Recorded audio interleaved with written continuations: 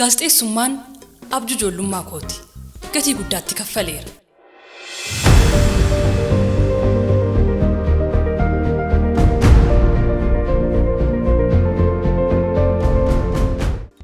Jireenya koo keessatti yeroo baay'ee gaaffii gaafachuu nan jaalladha.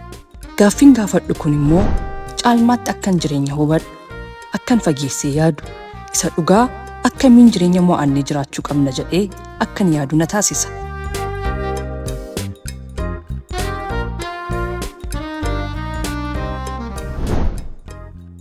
Jireenya afuuraa cimina keessoo fi amantii keenyaan akka jabaan, sammuu ilaalcha injifannoo fi beekumsaan akka qaroomnu, qaamaan jireenya fayyaalessaa fi dandeettii hojii keenyaan akka mul'annu, eessaa jalqabnu, maal haa goonu jennee keessummoota garaagaraa ni affeerra, ni gaafannas.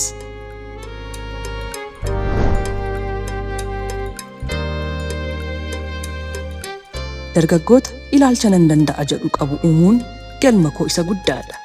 Nuti namoota dhaggeeffatan qofa osoo hin taane namoota hojjetanii jijjiiraman horachuu irratti xiyyeeffanna. Mana ogummaa fi abjuun dargaggootaa itti dhugoomu Beettaa Miidiyaa yeroo dhiyootti.